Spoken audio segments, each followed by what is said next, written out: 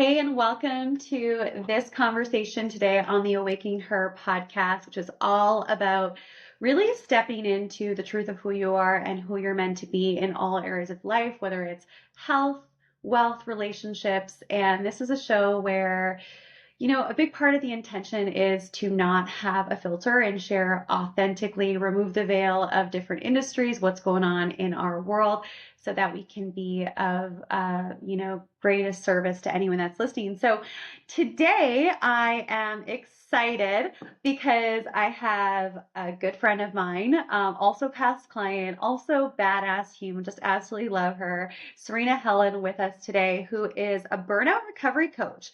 And what I love about the work that she does specifically is that I feel that there's this ongoing burnout that's happening almost beneath the surface that so many women are experiencing, and there isn't enough voice around burnout. I think that a lot of the time when we think of burnout, we think of like a small period of our life, like, oh, maybe a death in the family, or we're really pushing in our business, or there's like these different periods, ebbs and flows, and it's just kind of been labeled as acceptable in a lot of ways. And in the programming around being a woman, we tend to be women who do a lot more than we should. And I know I'm generalizing this, but I know for me, in my journey, and also like my lineage, my mother, my grandmother, and all of the women before me, there's been this expectation of do, and there hasn't been enough voice around, hey, there are tools and things that you can add into your life to get out of burnout, and you can actually say no and delegate and create boundaries in your life. So what I'm excited about this conversation, I'm rambling a little bit, but that's okay. I I guess love I could it. do that because it's my own show. Is that I'm really excited to have Serena here because I think this conversation needs to be had more. And a lot of women are experiencing burnout consistently on a regular basis. And it's just like become this norm, but it doesn't have to be. So, Serena, thanks so much for being here today. Thank you so much. First of all, I love you so much. You're the best. And secondly, thanks for that awesome intro. And I have to agree. I think that burnout is sort of like lingering in people's lives and a lot of the women's lives that I work with. And it seems like it has been normalized. Like people, they feel like it's normal to be like constantly and chronically stressed. And they feel like it's normal to be like, showing up to work in a panic or just like waking up feeling exhausted and drained and overwhelmed. Mm-hmm. But these things don't actually have to be the case, and Mm-hmm. there's a way out, and it's basically the way in. So going Mm-hmm. inward is kind of like how my journey has gone, and it's brought me to this place. So I went through like a severe burnout phase. I want to say like 10-year long journey, like lots of ups and downs. So it was very layered, and burnout is it is layered. It's not just, for me personally, it's not just like a corporate term that we throw around a lot. And it's like really comes down to who you are in your personal life, your professional life, and how those two things and all the other things come together, even in your personal, like relational life. So, yeah. I love that. And Yeah. burnout is something that if we don't get to the root of it and start healing it, it can show up as autoimmune disease, Mm. which essentially is your body attacking itself. It can show up as other types of disease in the body. And I'd love to hear your story. How did you become a burnout recovery coach? And obviously, I say obviously because I already know this, but to those that are watching, a lot of the time, what we have gone through, our trauma, and our pain, and I'm a big advocate for this is what I teach and help people create in their life and businesses. A lot of the time our trauma and our pain turns into our greatest gifts for humanity when we have the courage to go all the way into it and heal it. And then that it's like, oh, I have this wisdom that I want to share with people. So I'd love to hear what your story is that brought you Sure. to this point right here, right now. Yes. So, woo, my story. I'm like, I'd never really know quite where to begin. So, pretty much, I through my ups and downs of life, so I used to have like a ton of chronic stress, and it manifested literally, as you said, as illness in my body. So I developed an autoimmune condition called Hashimoto's, and that was That's because like I the had throat, the thyroid. a Yeah. thyroid. Yes, which, seemingly like looking at me and be like, oh, this person's perfectly normal. But actually, I was like deeply suffering, deeply suffering. I had insane brain fog, hair was falling out. I was like depressed. I was stressed. I felt like I was completely stuck in the situation. Also was in like a pretty toxic relationship that Mhm. ended up being like a marriage, and then that relationship is no longer. So, which is great, a great thing that happened. And also was going to work full time, going to school full time, and this happened over like a long period of time. But the common denominator was I was really like unkind to myself, and Mhm. I didn't know how to draw boundaries, and I didn't know how to take care of myself. I didn't know how to tell my partner how to treat me, and like, I didn't know how to do all these things. So I ended up with, feeling terribly sick. Like there were moments where I couldn't even get out of bed. Like my partner physically had to pull me out of bed. I Yeah. remember thinking like, oh, it's like going to be hard today to cross the street. Like, how do I get into the office? So burnout can look very different for everybody, but mostly it's like the chronic fatigue.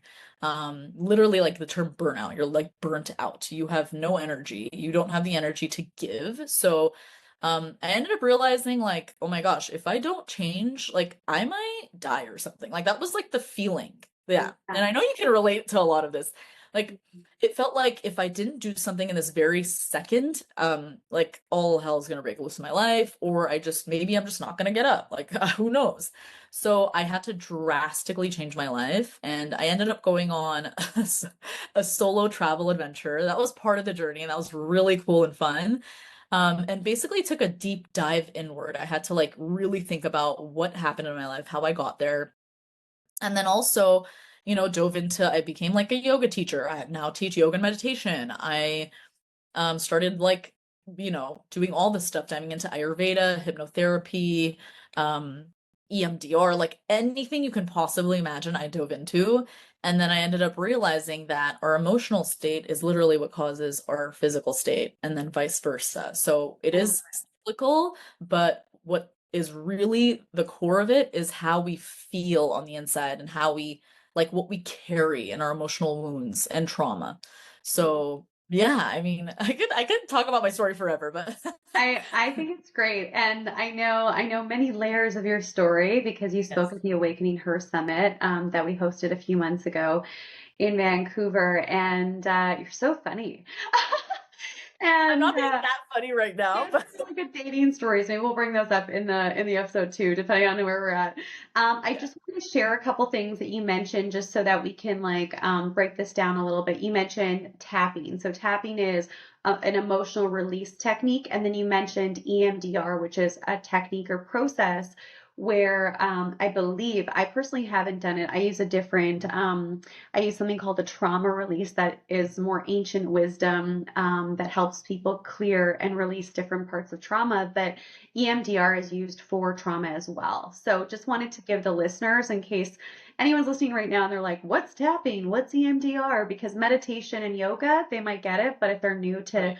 more this space, they may not. So I Right. want to start and go into one specific area to start with your story, and then we'll go into some other layers. How does that sound? I love it. I love it. Let's do it. Yeah, let's do it. Let's giddy up. So one of the things you mentioned is not being able to get out of bed. And here's a couple things that I kind of want to dissect around this because I've worked with a lot of women. I've been working with men and women for the past, I don't know, like decade in different healing arenas, but also now more business, but it's so personal too, right? We go so deep in the Right. business space with personal, what's going on. And I've heard this story so many times from women, specifically, usually when they're in a relationship dynamic and they're just taking on the load of everything. The story of, I wasn't able to get out of bed, I had a chronic illness. And I had a similar experience. I would get out of bed. but it would be hard to get out of bed. But I was in a relationship where my body was shutting down, and I had a very similar experience of like something needs to change here. Mm. However, when we're trying to get more energy, a lot of the time we go to more coffee, more stimulants, more Mm. external things to distract ourselves to More get that dopamine. exactly. Yeah, yeah. So, what are some of the things that we can do? Anyone that's listening right now who may be experiencing signs and symptoms of burnout, which can you just mention those again, some of the signs and symptoms that Sure, someone may have sure. burnout? Sure. So it could be like chronic fatigue, or again, like we said, you wake up like extremely tired, you're unmotivated, you're stressed, you could be having like, anything related to stress really, which it could manifest as like hair falling out. I had brain fog. You could lose your appetite. It's such a huge variety of different symptoms. Mhm. Um, and your nervous system is essentially just like not regulated. So there So are what does all that sorts of mean? What does that mean so specifically for people who maybe are unfamiliar with what that would look like or feel like? right. So basically when you're in chronic stress or you're in this state of fight or flight response, and that's the response that happens when, normally it's like you see a bear or a tiger, when we were like cavemen and women. So and then you would jump into that like state of fight or flight. But because we have all these micro stresses happening all throughout the day, we're in this state quite a lot. So we don't really know how to regulate our nervous system. And the nervous system goes from the parasympathetic state to the parasympathetic state to the sympathetic state and vice versa. But if you're in this chronic state of stress, you're more in the sympathetic state, and it causes physical symptoms as well as like some mental, and then it impacts your emotional state as well. So that's when you start feeling your palms sweating, your eyes dilating, you start breathing heavily. So these are all things that can be regulated through very specific tools. So it's quite more complicated, but essentially you're working on the vagus nerve in the body, which is attaches from your brainstem all the way throughout the body, and you can access it through your neck. So that's why like breath work and humming and all these techniques are vital to be able to regulate the nervous system. So long-winded answer there. Yeah, thank you for sharing that. Sure. I just like to take a moment to pause with specific words or specific statements for anyone who's Yes. listening and might be like, well, I don't know if my nervous system is out of whack. When I think of our nervous system being out of whack or dysregulated, I also feel like it's kind of, in my book, Turn Your Light On, stage one is your Mm-hmm. light off. We'll have a light Yes. inside of us, Yeah. energy, vitality moving Yeah. forward, but we tend to stay small. We tend to Mhm. stay in our comfort zone. We don't tend to, and I say we blank statement again, we don't tend to go out into the world and really back ourselves, choose ourselves, go after our dreams. I Right. think partly because of the nervous system, and also Mhm. because I think we're also highly triggerable. Like, would you agree with that? Yes. Because our nervous Yes. system is so dysregulated, we get stressed Yes. really easily. Um, We I think people tend to get stuck, and it's because our nervous systems are just seeking safety. And back to like your original question about burnout and like if someone's burnt out and listening, if it really is going to depend on like your stage of burnout, right? If you're like super burnt out, you're going to want to get in like really deep rest, like really deep nurturing rest to get your nervous system in a place where you're safe. And mhm. then slowly but surely, once you start getting out of that like super stuck phase, because there is also like there's fight, flight, and then there's freeze. If you're in freeze, it's really hard to take action. And I know you're like super all about action, and like I love that. No, no. Okay, so for those of you that are listening, Sarina was a client of mine for a year, so she was in my business accelerator mastermind, so Yeah. that's why she's saying you're all about action, okay? But I have a story around that after, but keep going. So, so if you imagine if you get a super burnt out client, like Hmm. you're gonna see different phases of this person, and you'll watch the growth happen. Like even with me, when you started working with me, my nervous system was like a little bit on the weaker end, I'd say. Like I'm really at a really good place now because I really put in the work and effort. But I think like even with me, the more I relaxed the nervous system, the more I was able to step in the person that you and I were like trying to carve me out to be, you Right. know? Yeah. So it's like everything has its evolution and journey, which I think is so beautiful. Hmm. But really it's like you're on a scale. So you might be really burnt out or like coming out of burnout, or like maybe you're just trying to manage. You almost like you're awake enough to know that you're gonna burn out if you continue in the way that you're going. And Right. hopefully this message is clear for your listeners so that people like actually take action and work on their nervous system so that they cannot be burnt out. That's the whole point of all this.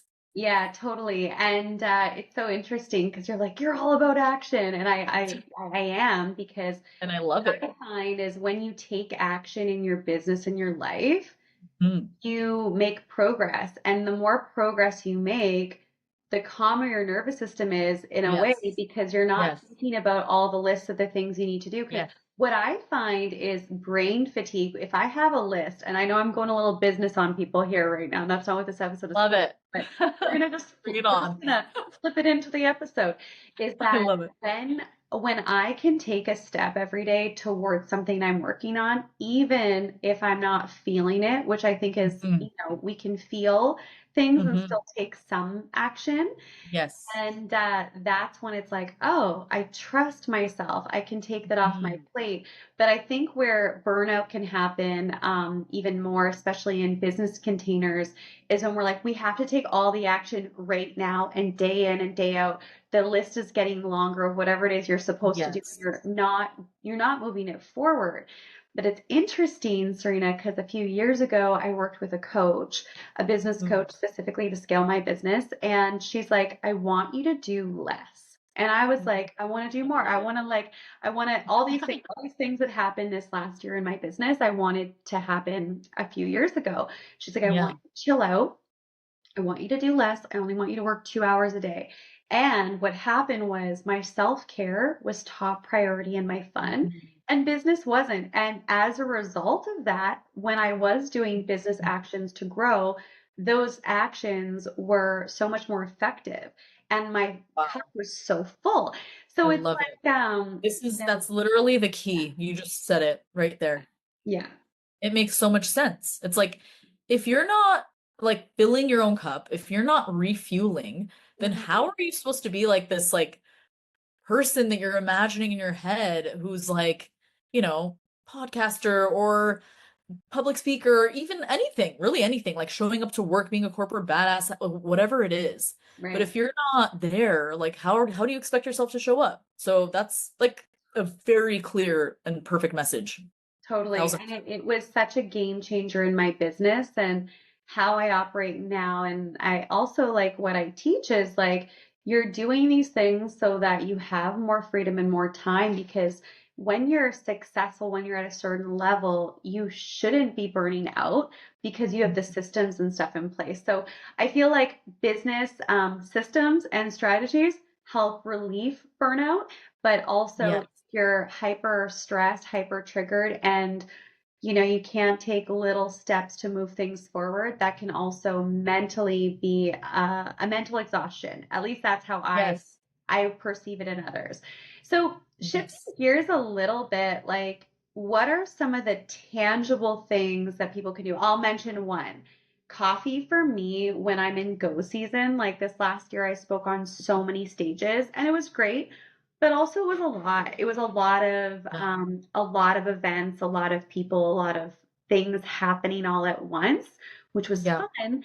But I also started to drink way more coffee than I probably needed to. And what I would find is some days when I would have too much coffee, I would start to get anxiety later in the Mhm. day. So, what are some things that people can do, throughout the day, that can help calm the nervous system and not stress it out? Okay. Well, I help women create like a toolbox of things. So Hmm. I could hit them Yeah, I'll just hit them all. Basically, Share the toolbox. We want to share the toolbox. Okay, so number one is just like a very basic gratitude practice. And it could just look like opening your eyes in the morning and just being like, thank you, I have a bed, I'm awake, and I'm alive. Like it could be something super simple. And then so that gets you going and it gives your like you're basically raising your emotional state because your emotional state and the way in which you operate really impacts the rest of your day. So if you start your day off with like guilt inspired versus like action or just something else, something like a bit more on the positive end, you're gonna feel kind of off if like your day is inspired by guilt, like, oh shoot, like I woke up late today, or oh shoot, I haven't done XYZ, you know? So it's Right. like imagining, that gratitude and gratitude for yourself, it can be super simple. That will motivate you from a different place instead of like a place of guilt and lack, if that makes sense. Mm-hmm. Mm-hmm. So that's one. And I think just even like the gratitude practice, yes, in the morning, but having that like as a lifestyle to try to create that in a lifestyle, that's a little bit harder, but anyway, something to be worked on. And then I always say meditation or journaling, however you see yourself, like if you resonate with one thing over the other. So for example, if you feel like, right, some people are just like I don't even want to touch a pen and paper, like this is not for me, then maybe that's not for you, but it's a good way to release whatever you're ruminating on. So you could Mm-hmm. be thinking and thinking and thinking about something, but that's not going to stop you from thinking it until you kind of see it right in front of you. And Right. then you could work it out, like pros, cons, what should I do, how do I solve it, maybe I don't need to do anything. So it's just like pen to paper. Otherwise, you just find 5 minutes of stillness. And my easy hack is I like combining certain things. So when I'm in the shower is first of all alone time because a lot of us don't have alone time. And some of us who do are like working on calls or whatever the situation. And then if you have kids, it's a whole other layer.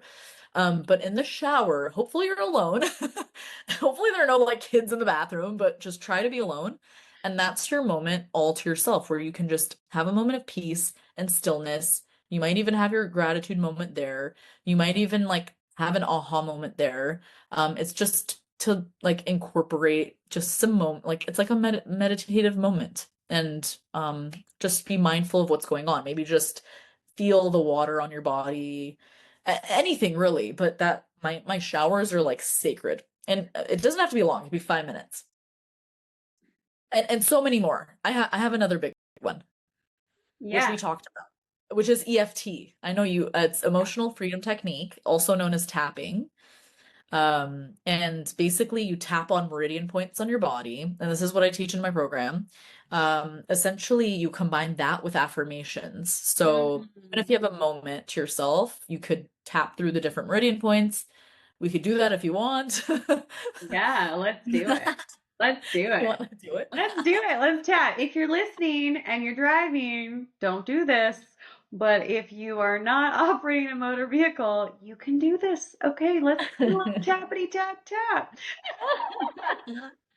So what it does is like it's scientifically known to help people with like PTSD, anxiety. So it really does work, Mhm. and it's quite like miraculous. Anytime I've tapped, I've felt better in seconds. Mhm. So and you could tap on it could really be anything. So let's just say you're feeling stressed. I mean, everyone has that. I'm trying to think of like something that's Can we like, do anxiety? Because I feel like so many people have yes, anxiety, and I think that would yes. be such a good thing to tap on. Yes, yes, yes. We can tap on anxiety for sure. I have a familiarity with anxiety. I used to have panic attacks, so I know a little thing or two about anxiety. So, I'm like, wait, I'm deciding if I should do the easy version. Okay. All right. So basically we start tapping, and of course some people are listening and not watching, right? So I have to be Right. cautious.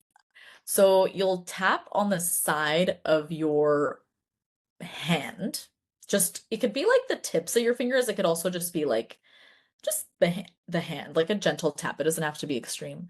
And we could just discuss the issue at hand. So I am, I'm feeling anxious. And sometimes I don't know what to do. And it all feels a bit overwhelming. Sometimes I feel like I can't get to everything I need to do. And I know there's a solution. I just don't know how to fix this right now. So you kind of just like tap on the problem on the Mm. side of your hand. Then we move through the different meridian points and then we kind of like discuss via like affirmations how to fix it, in other words, or like how we think we can fix it in a realistic way. So it's like, I don't know, sometimes affirmations can feel like out of touch, but I think it's really depends on your personality, but we'll make it kind of more like realistic. All right, so we can start at the top of the head. So you could use two hands or one's fine. And you can also like do flat hand. I don't know, I like getting in there. Feels good. Okay. So I know that I feel anxious a lot. And then we're going to move to the middle of the brows. And I know that if I understand my anxiety, maybe I can release it. And side of the eyes. Yep. And the more I understand why I'm anxious, I can really release it and then bring in more positive emotions. Under the eyes, I release my anxiety now. I don't have to do anything. It could just go away on its own. Under the nose, I know that my anxiety comes from my laundry list of 100 million things I have to do. Talking to entrepreneurs right now, or women. Under the lips. And you know what? I'm gonna get to them step by step, one thing at a time. Mm. And then under the collarbone. And once I take action, I know I'll feel better. And then we're going to go under the arm. You use whatever hand you want. It's on the bra line.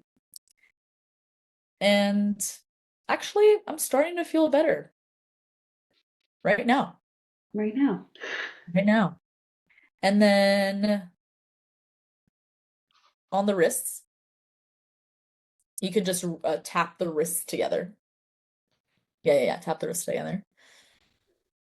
And the more I befriend my anxiety, the less I have to push it away, and the more it just begins to dissipate. Top of the head. So we're gonna just like cycle through this. I use my breath to release whatever anxiety's left in my body. Center of the brows. With every exhale, it dissipates. Side of the eyes. And actually, the anxiety can transform into peace and stability and love within my body. Under the eyes, I deeply and completely love and accept and forgive myself. Under the nose, we're going to say that one more time. I deeply and completely love and forgive and accept myself.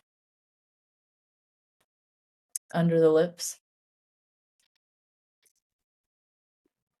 As I build the self-care and self-love practice, my anxiety dissipates.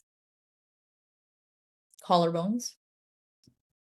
The more love I have for myself, the less anxiety I feel. Under the arms. I feel better already, and I have full gratitude for myself and my body. And then the wrists. And so it is. And so it is. And so you take a deep breath in, exhale, let it go. You want to take a swig of water, probably. I have some water next to me. I have coffee. Speaking of coffee, you're gonna want to hydrate after this It's call. only my second coffee, okay? I'm only 2 coffees a day. So yeah, you can actually have like a script you work off of, or maybe you can just like tune in. I just tuned it. I was like, let me just figure out like what we need. And then you sort of like it's like a story, you want to make it something that feels connected to the heart. Because I think once you connect to your heart space is when change really happens. hmm What I Um, love about this is that it's something that people can do on their own. There's a mhm. lot of tools and modalities that I use because I was in the transformational space for a long time. I still am, but Yeah. a lot of them they need to be guided, or you have Yes. to be like certified or trained in it.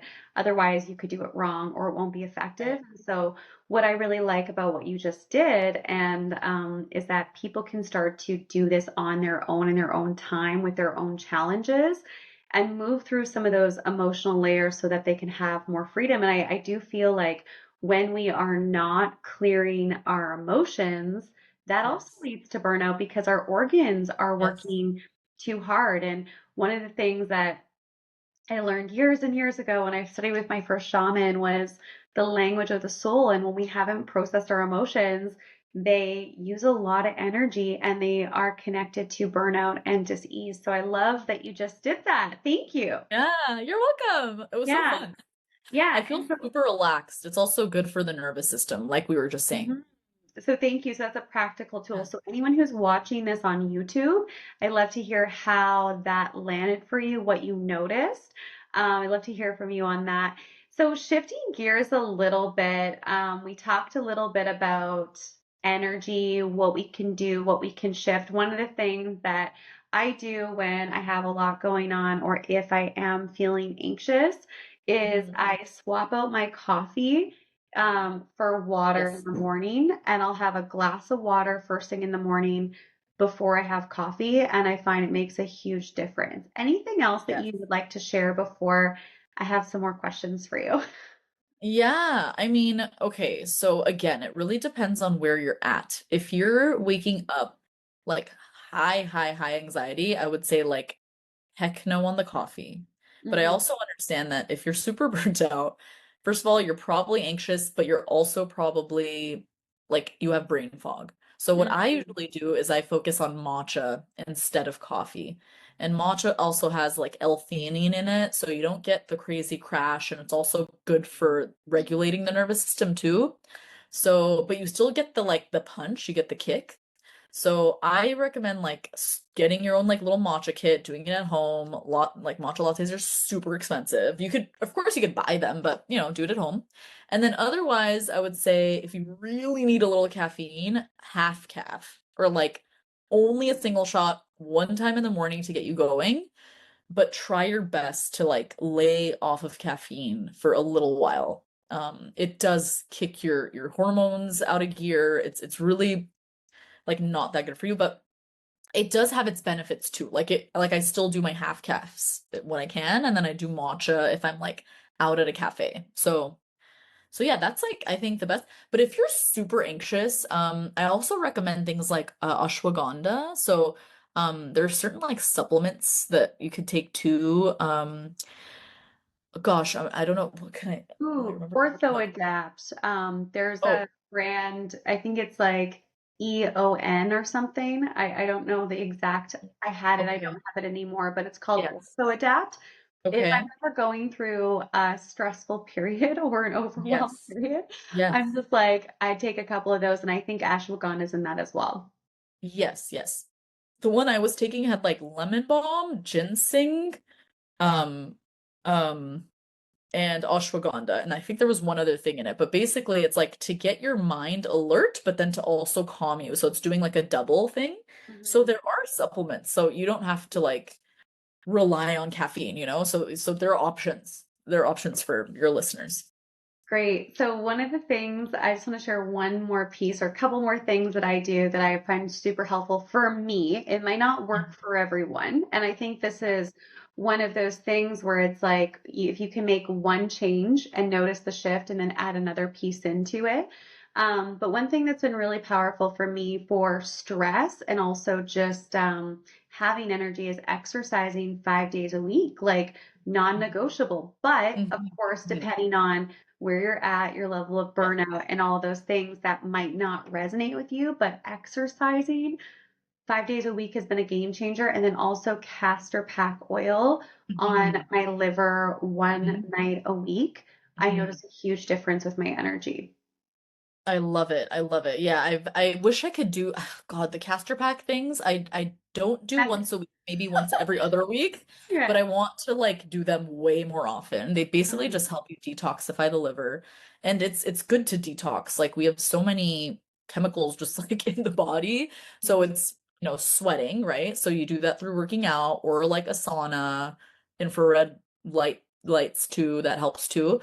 Um, and then detoxing, and then what was the other thing you said?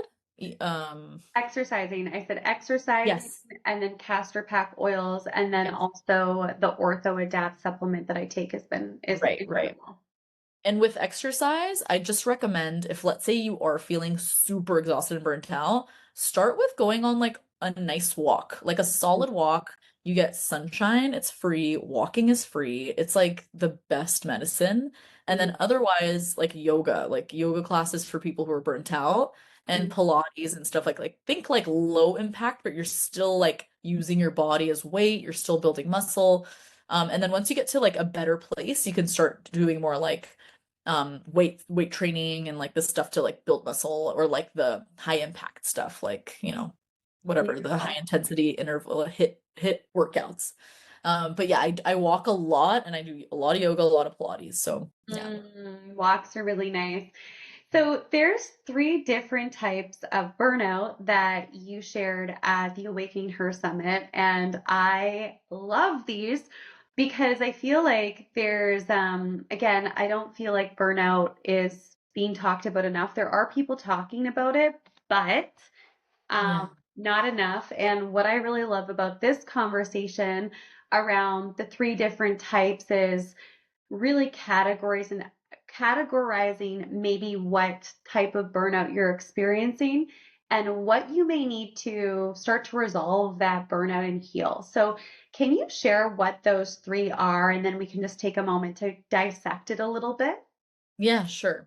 So we have a lot of my clients are moms. So you have the parent who just has so much on her plate. It's usually working parents. Mm, So and you don't have to be, like you could just like be super overwhelmed because you have a child or maybe a child in need.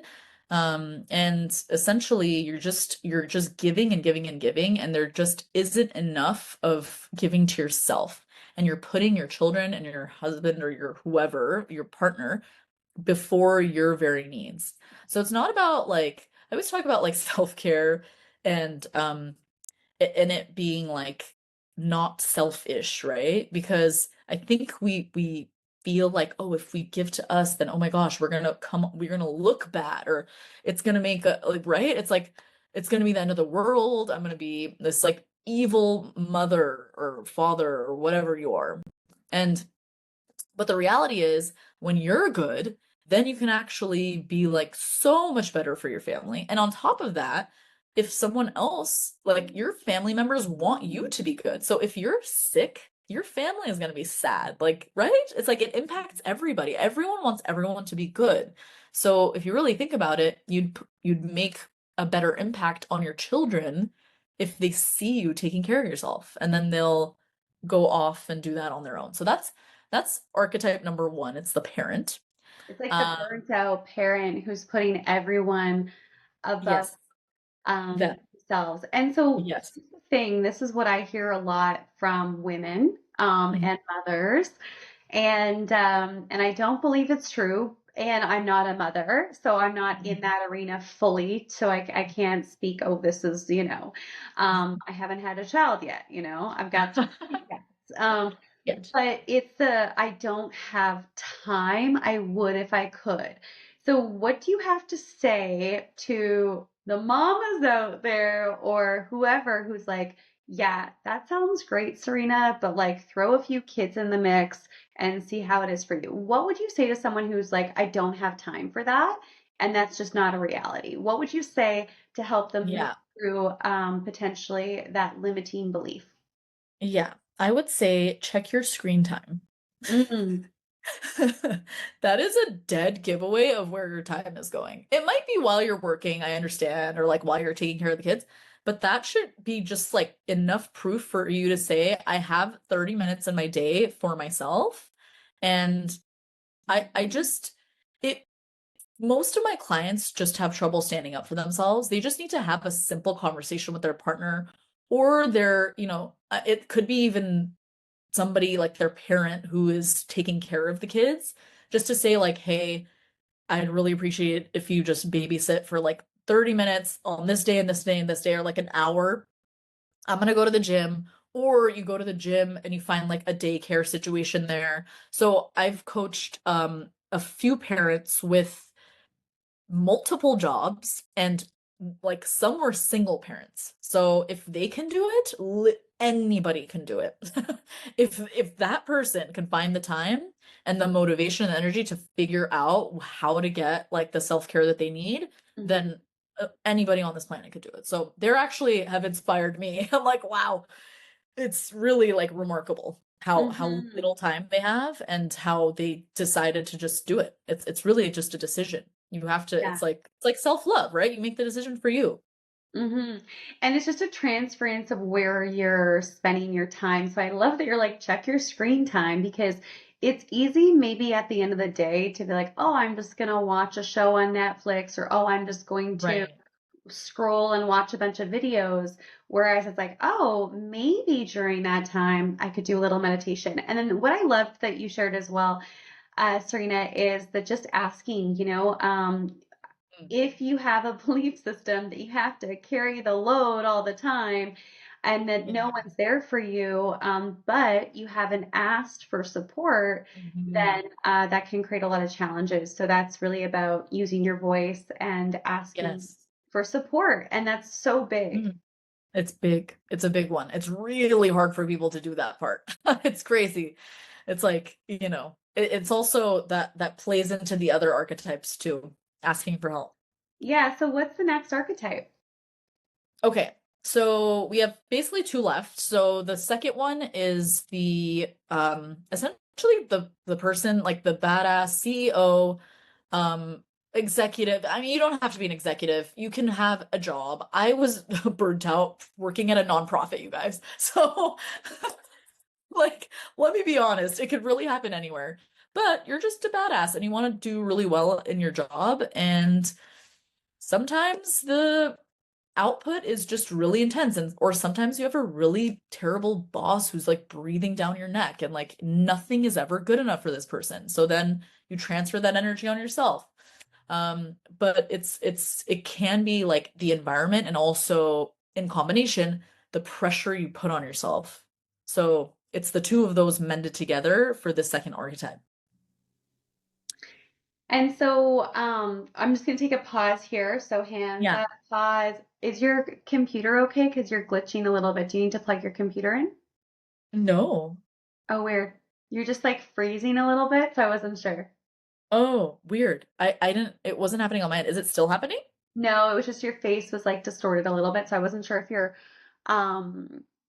I wasn't Okay. sure if you're, I'm just gonna write a note at like 51 minutes that we just stopped for a check. I just want to make sure your computer wasn't dying or anything. No, no, no. It's Okay, totally plugged in. perfect. Everything's good. Yeah. We'll just Maybe continue. it's the internet Okay, sometimes. we're almost complete anyway, so it's all good. Okay, starting back up in five, four, three, two, and one. So when we talk about this second archetype of like the environment, like internalizing it and being hard on ourselves, what are some of the things, or what is a step that that person can take in order to start to relieve some of that burnout or what's going on in their work environment?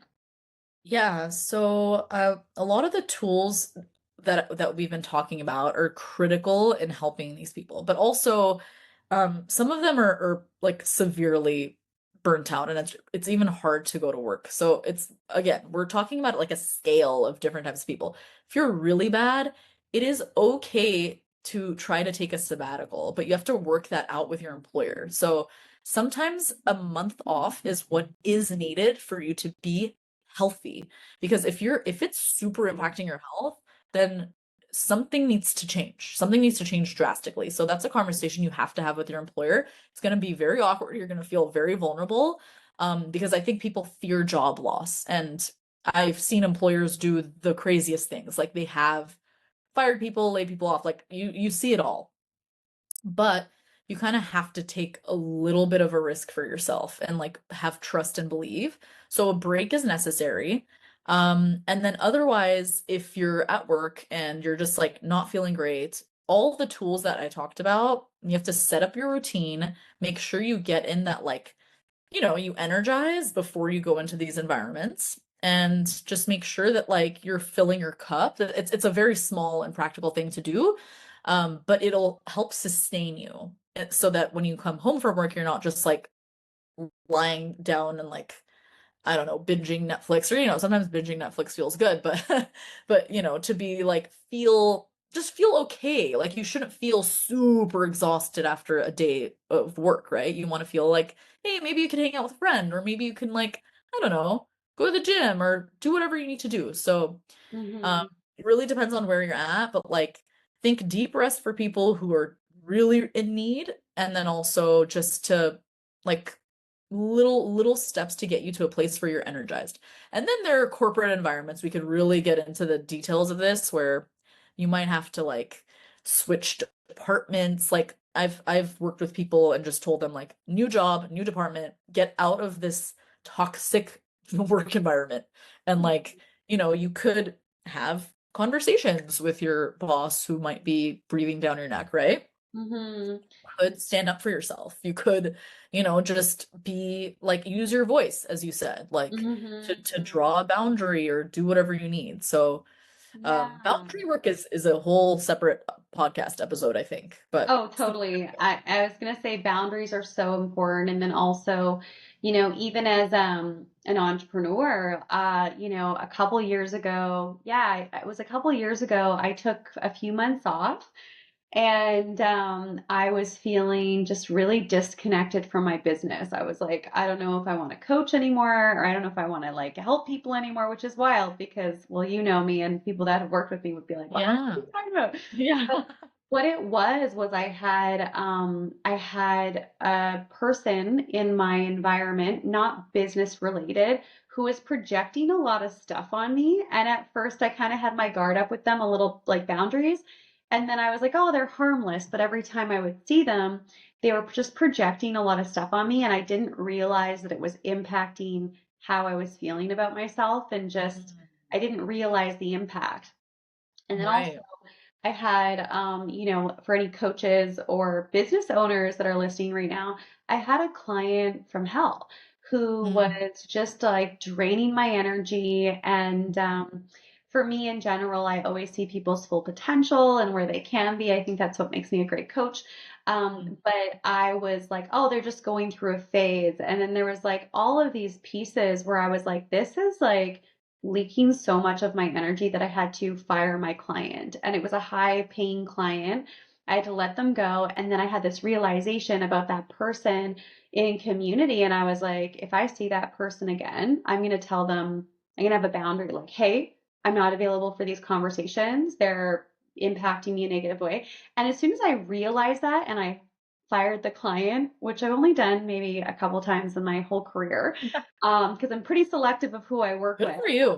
you know. I applaud you. That's great. Thank you. Yeah. I got my inspiration back. I'm like, of course I'm a coach. Of course I'm a transformational leader. Of course because it was just Yeah. a couple energy leaks. And so sometimes it can be having boundaries with people, the people that you surround yourself with.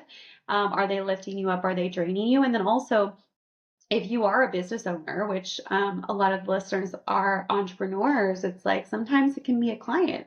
Sometimes it could be a Right. team member who's not actually doing what they're meant to do, and Yes. it's causing a stressor on you. So Yes. it's really about Like they're not taking on any of the weight of the team, and then like some of the stuff falls on you. So you're like yeah, and you just might get into in a people situation. pleasing mode, right? Yes. So Yeah. I just wanted to add that to your archetype because I feel like those are some of the ways it's shown up for me, and I think it would also relate to the listeners. Yes, yes. And like I totally agree with all of that. And yeah, I applaud you big time. It's hard to like fire a client. Like that's not It's awkward. easy. It's weird and you're like, should I? Like I'm sure you thought about it a lot. And thinking about something also takes up so much energy. Like should I look for a job? Should I, like there's a lot of should. But if you just make a decision, like, actually, yeah, I am gonna look for a new job. Like, I Hmm. can't take this anymore, Like there's a lot of power in decision making. Oh yeah. So, and that could just like give you energy just to be like, or just drawing a boundary, being like, I don't actually have to deal with this person as much as I want to, or Mhm. that executive that keeps telling me what to do, that like they don't actually, I don't report to this person, like I don't need to deal with this. So having Mhm. awareness and like dissecting, like think about what you're going through, like in these moments of stillness that we talked about. So Mhm. it's I, really, yeah. I was working with a client, this is Hmm. over a year ago, this specific client, and she worked for a company. Most of my clients are already entrepreneurs, so just putting this out there. But she was working for a company and she wanted to launch this movement, so and write a book and all the things. And so I was like, okay, cool. So I was helping her with that. But as far as like the internal work would go, a lot of it had to do with how she needed to show up in her workplace.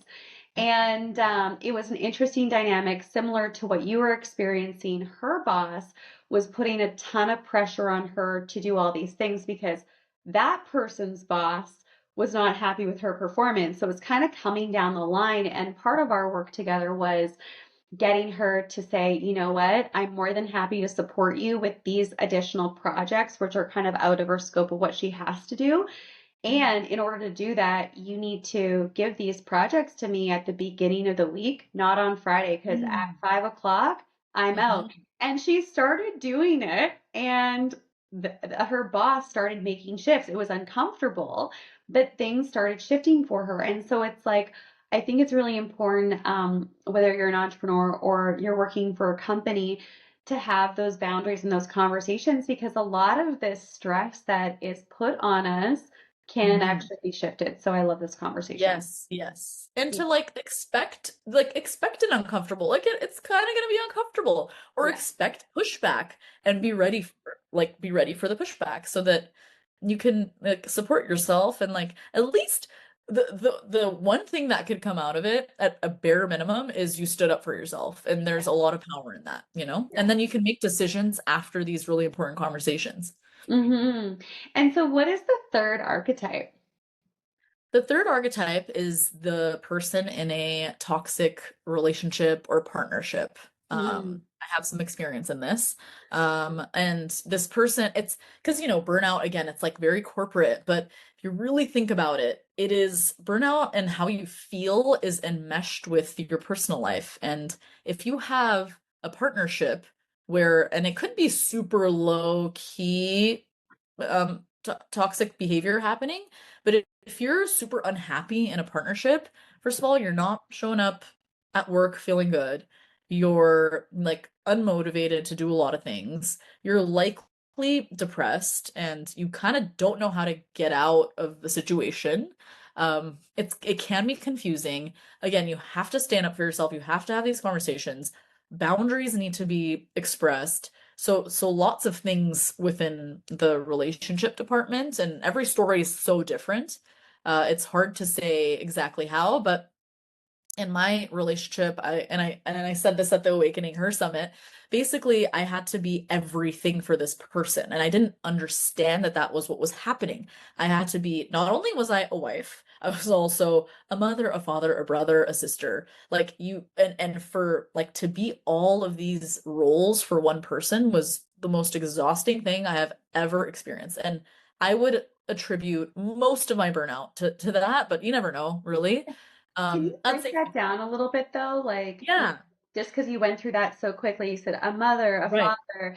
Can Yeah. you actually talk about how that showed up in the relationship and the role, Yes. because people who are listening might be like, I don't understand. And if I were listening right now, I'd be like, what does she mean by What does that? she So can you mean? Yeah, break what does those she mean? down and how that may be showing up in other people's relationships? Yeah, that'd be awesome. Yes, yes, yes. That's a good idea. So personally, I I had to make every single decision. I'm talking, and it definitely was like an extreme case. You might feel this in your relationship, like on a lighter level, but for me, it was like I had to plan every date, plan every trip. I was like the Miss Math.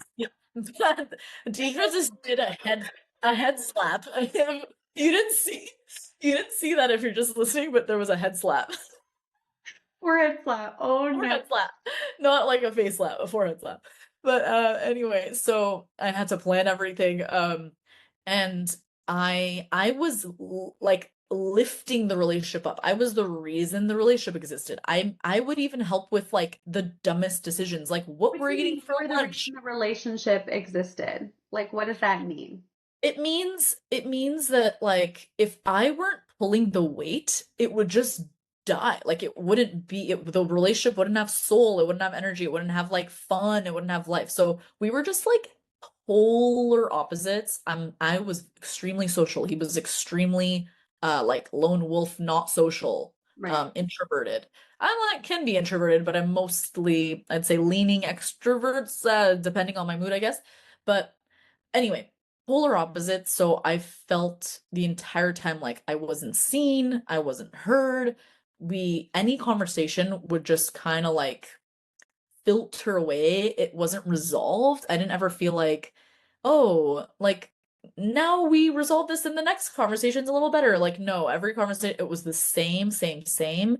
And there wasn't enough input and effort on his part. So that literally, like, if you can imagine doing everything and then on top of it, you're like helping to form and guide this person. Like, I was on top of everything, I had savior complex. So I was trying to save him. I always I always hope that they don't listen to the They to this might, podcast. but they'll They learn. might. Oh my God. But anyway, and then the joke at the Awakening Her Summit was like, and that is why I seek out men who are short, fat, and bald. And I'm just kidding, because there might be You had to be at the summit to really get it. yeah, He was like yeah, on a you have to streak be of there. being just so funny, and then just that came out. You had to be there. You had to be there, yeah. Nothing against. Attend the next one. The next one is going to be happening in the spring in 2025. There's going to be one or two that in the spring of 2025. So Oh get my your God, exciting. In where is it? Vancouver? Vancouver, and then also looking at Toronto. Yeah, Oh my God. And then maybe the one after can be in LA. let's do it. I'd love that. So anyway, so it's a very layered thing to like talk about, but you know, you Let's you talk want about to the feel mother. You said you were the mother as yeah. well. I want to really Yeah, stick yeah, with yeah. I this. was That's the really good. mother. I mean, there was probably some like mother wounds in the picture here where maybe this person needed support and I was just like there I was it almost feels like I became the mother. Like instead of being a wife, like instead of having a romantic partnership, it became this very motherly son kind of relationship where I was just like telling him what to do, telling us where we need to be. It was not only was it not romantic, it was also just exhausting. I've Um, literally had a moment in my like last really long-term relationship when I was before I got married, yeah. where I remember when we were early dating, he was like telling me how to like cook something and just like on the couch vegging, and it was early in the relationship, and I remember like closing the fridge door and be like, I'm not your mother. I just had a flashback to that. So I continue. wish I This is said good stuff. that. This is good. This is good material right here. Yeah, it's good material. And like I wish I yelled, I'm not your mother. Like, oh my gosh. Like Yeah. I'm sure I had my like fed up moments where I was like, I just can't, like, I don't want to do anything, just figure it out. I'm sure I had those little moments, but I wish I had the awareness and the confidence, because back then I don't think I had the confidence to be like, I cannot take this anymore and to just like leave. Like I think, I there was enough there for me to earlier on leave and like, but I think My confidence was low. He didn't make me feel confident either. Like it was just, it was a mess. It was a mess, unfortunately. Mm. But the good news is things are a lot better in my life. So, Okay, so you said you were the mother, you said you were the father. Like, I want you to break those down so that we understand how that might play out in a relationship. right, right. So, I The mean, sister, the friend, like. yeah, it's all sort of like, to me, it's all almost the same. Like the mother definitely has a very specific role, but like all the other things, like a friend, like I was the support. I was always trying to fix, help, do change instead of just leaning back. Like the way women are supposed to just lean back and feel like taken care of. And this goes back to self-care. Like you have to allow that space to open up. Like you want to lean back and just, I don't know, like if he's not planning something, then okay, like he's not, you guys are not going out, and then like have him figure it out, you know? So yeah, it's less about like the each role and more just about like You felt the like you had to be everything in the relationship so that yeah, the relationship could function. And without you being all those roles, it wouldn't function. And it doesn't it feel good wouldn't to feel function. like someone's mommy.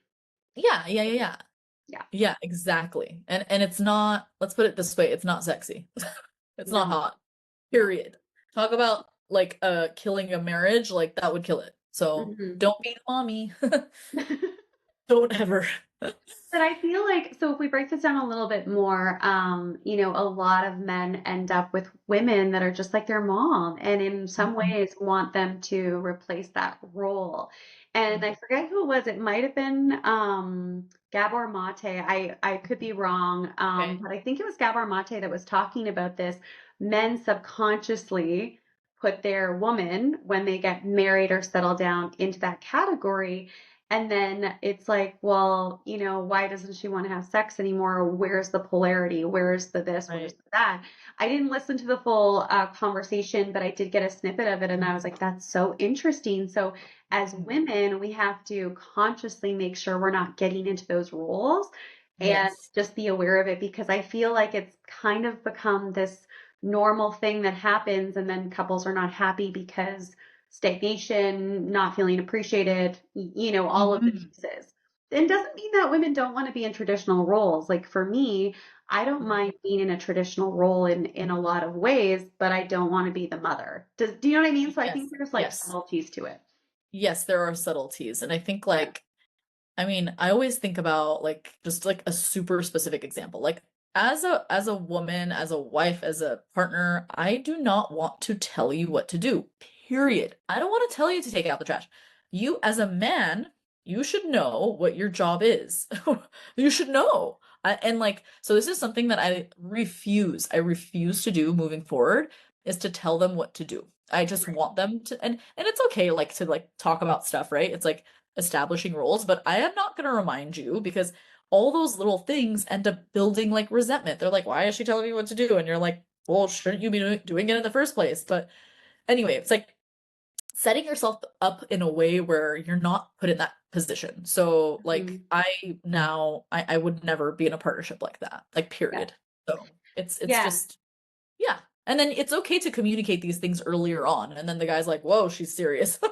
She really, she really wants me to take out the trash. Okay. I love it. You would absolutely love the episode I recently recorded. I don't know if it's going to be out before this one or not, but it's with Abby. Uh-huh. And it's all about equality and all the things in a relationship. And we talk about traditional relationship, Love non-traditional it. relationship roles, and she goes really, really deep in it. I think you'll really like it. Oh my gosh, I'll Um, definitely listen. yeah, I Cool. love it. So as we start to wrap up, we've been talking for about an hour now. Time just like freaking Oh, flies. wow.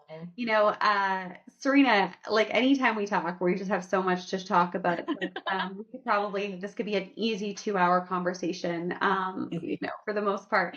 So as we start to wrap up, we talked about burnout. We talked about the different archetypes, how it shows up. We talked about symptoms of burnout, some of the things that we can do in order to overcome burnout, as well as Mhm. prevent burnout. Is there anything else that you'd like to share before we talk a little bit about the gift that you have for our listeners today? Um, just like recapping, I think it's important for people to go on a journey inward and to just like build the toolbox to help you come out of whatever you're going through so that you can build better emotions and feel better so you can show up in a way better way.